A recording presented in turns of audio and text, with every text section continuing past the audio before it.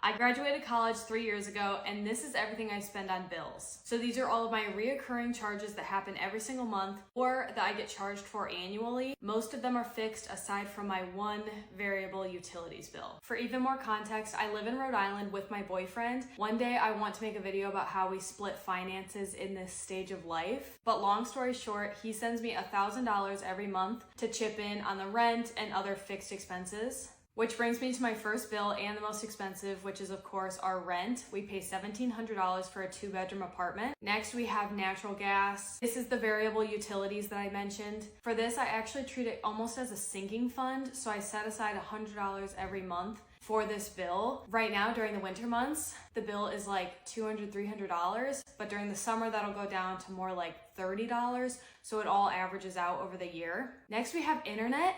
$82.05. Absolutely ridiculous. And then we pay $16.66 for renter's insurance. Next we have my phone bill, $55 a month. Car insurance, $109.58. I use Acorns, which is kind of like an investment app. That's $3 a month.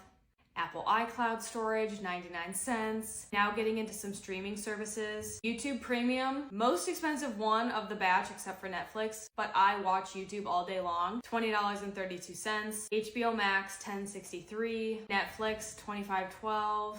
Spotify, $12.83. New York Times, $12, gotta be educated. Gym membership, $35 a month. I am a group fitness instructor though, so this should be getting covered in about a month.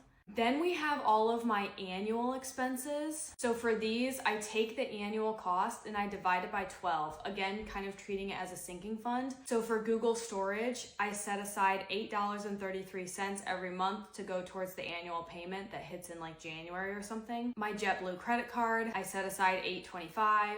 Microsoft Office or whatever it is, I set aside $6.33. And then I'm a member of Bristol Yacht Club. I grew up sailing. I love the sailing community here. So I set aside $25 a month for that annual membership. Then I pay for 2 TikTok tools. The first is Stan Store. This is $29 a month. This is where I put all my links and like my spending tracker and savings tracker. And then I use repurpose.io or something like that. And that is $35 a month. And that just automatically uploads my TikToks to YouTube, which brings me to a total of $2,296.08 minus the $1,000 contribution from my boyfriend, which means I pay $1,296.08. I am so nosy, especially when it comes to bills state to state and everything. So I hope you found this interesting.